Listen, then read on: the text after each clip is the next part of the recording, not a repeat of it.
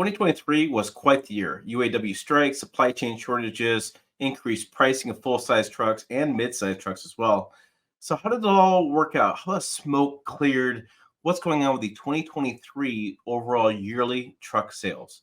Hey, it's Tim, Pickup Truck Plus SUV Talk. And I always have done these truck sales recaps quarterly and I do yearly. And I got to tell you what, my attitude changed towards these about a week ago. And let me explain why. I was on my forum, forum.pickuptrucktalk.com. And if you look over here in this comment I made for my inbox, a gentleman was shopping for a Ram 1500 or a Ford F-150, and he made a really interesting comment.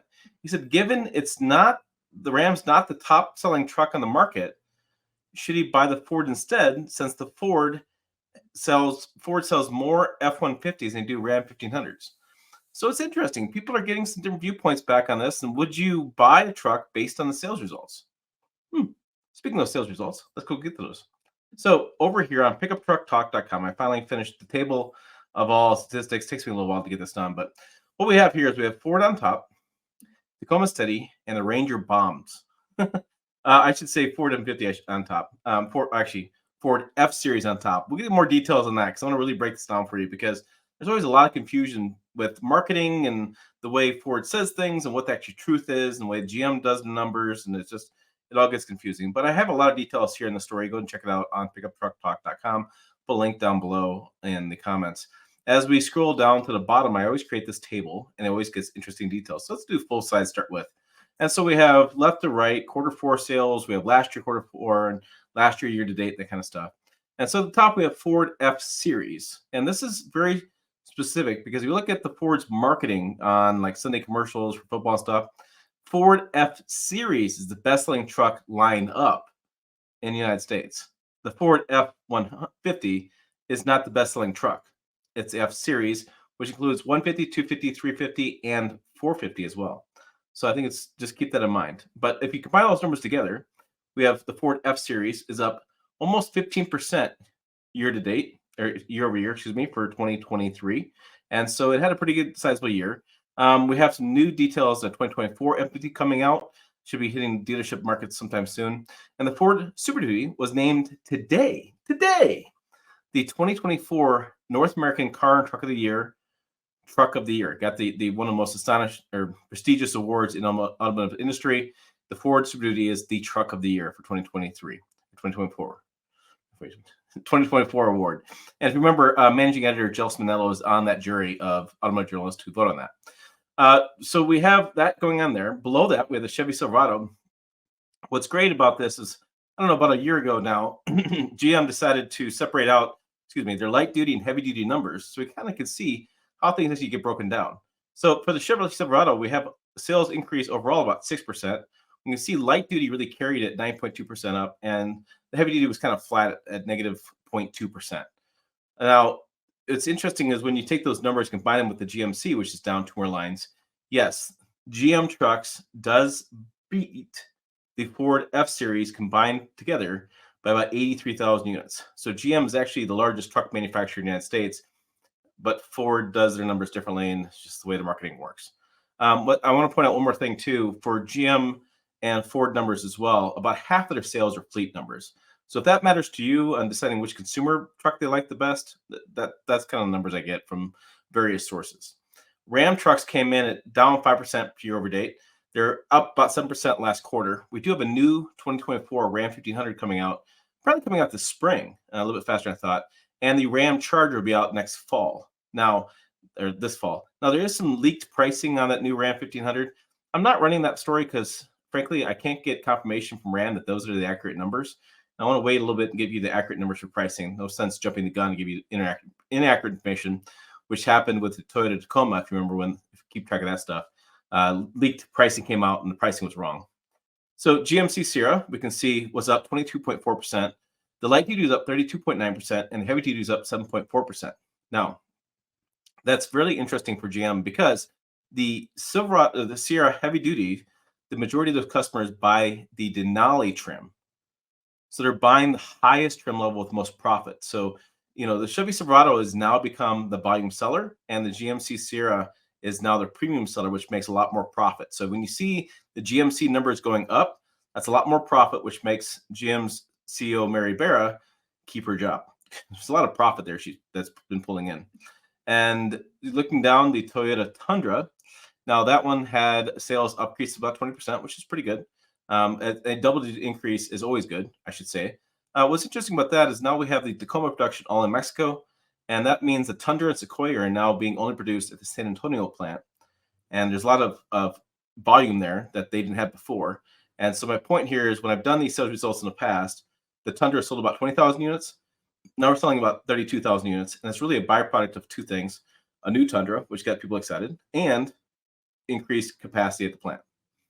Nissan Titan runs out of list. That truck has been discontinued, and you're going to see sales keep dwindling and dwindling as the plant keeps pushing out the last remnants of parts, and dealerships put discounts on their trucks or whatever they have to do to move those trucks off the dealer lots. So we'll see that eventually going away. So kind of recap the top, we have the Ford F-Series had another stellar year as far as overall sales growth. The Silverado and the GMC Sierra combined to beat Ford, GM overall, but their numbers are still pretty good volume comparison with Ford. A lot of their volume is half fleets. Ram's really interesting. There's a lot of controversy going on with Stellantis right now, which is parent company of Ram and Jeep. Jeep is not doing well. Ram is doing. Dodge is killing off their muscle cars, and Stellantis just pulled out of every major auto show and regional auto shows. They're reevaluating their marketing strategy, so they will not be at Chicago, Detroit, New York, LA. They're gone. They're off the auto show market for right now. We'll see some dealers probably step up and put some inventory on the show floor to show people their brand. They want to be able to sell it. But yeah, as far as overall corporate support, that's gone. A lot of my auto journalist friends last night, as news broke, were freaking out about it on Facebook and things. And is it another death knell towards auto shows? Are they going to go away? What's going to happen? A lot of conversation there. Mid-size truck realm, the Toyota Tacoma continues to dominate. The Toyota, 3-syllable, Tim. Toyota Tacoma continues to dominate, and the sales volume is just crazy. You can take a couple of these competitors and add them up and still not equal the Toyota Tacoma sales volume. What's interesting is with the new 2024 Tacoma coming out with so many new changes and so much stuff going on, we have a hybrid coming out this next spring. Typically you see sales dip, but in this case, sales stay steady. And it'll be interesting to see if the new truck actually increases sales above and beyond what they're already dominating the marketplace with. The Chevy Colorado comes in next. Now, I put this in order of year to date. I was going to separate it by quarter, but I decided to make a comment in another video about saying year to date. I think they're right, so let's do year to date. So we see that's down 20%. The Colorado is going to be the same thing as GMC Canyon, same song and dance. UAW strike hit Wentzville, Missouri, the assembly plant for that Colorado and Canyon at first. They were closed down the longest, and so we're just going to see sales going down until they can build more volume up and more vehicles in dealer lots, more vehicles in customers' hands. Nissan Frontier, it's interesting. They were up 27.4%. And it kind of speaks to a really interesting thing that's happening right now in the mid-sized truck market. We had the Frontier that basically looks like a Tacoma, has a lot of the Tacoma features, but has a naturally aspirated V6.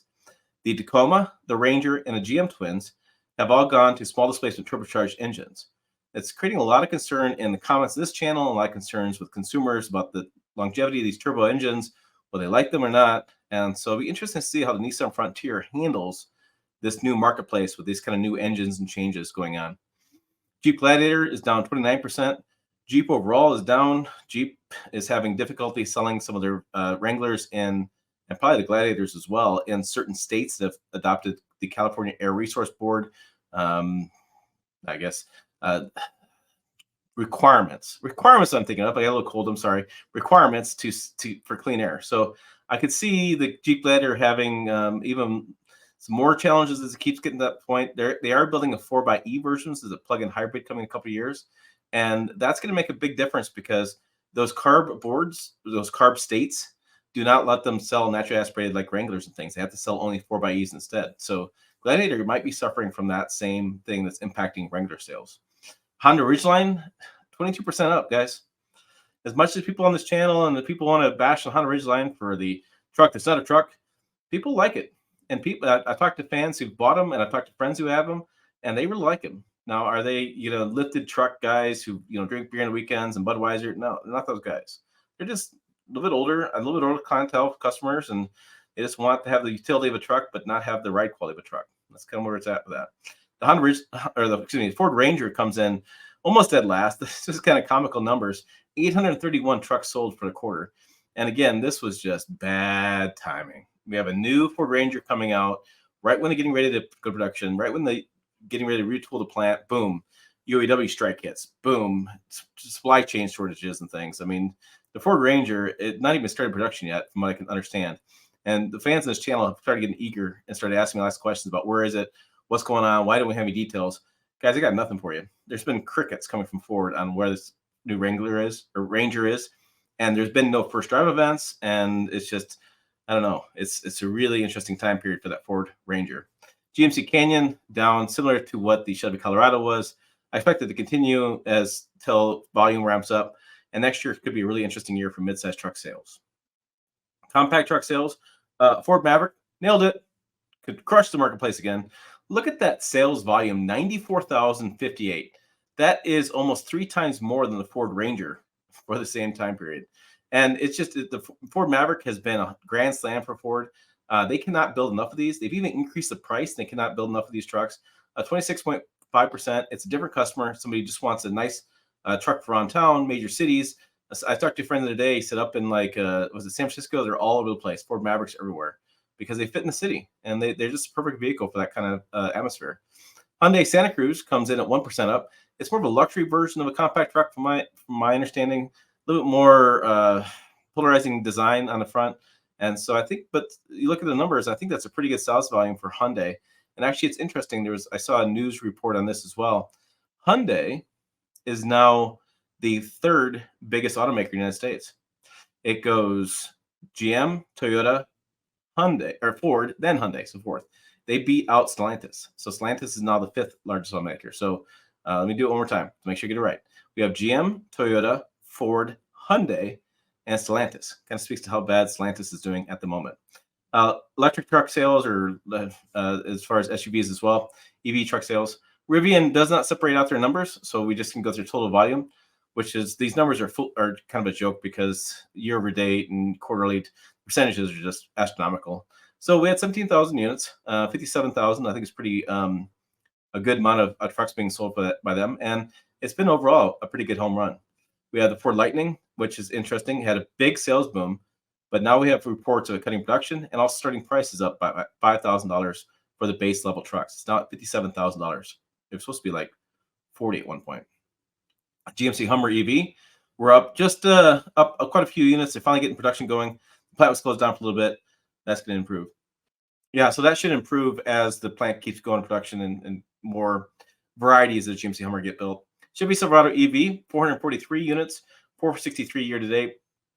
Earlier stages, we only have the fleet version now. It's just everything's getting delayed with that, and it's interesting because GM is reevaluating their EV strategy right now with these numbers. Because I talked to a friend the other day and online, and the Ultium battery sales for GM, the one they really talked a lot about, have been such a slow rollout, and they cannot build capacity.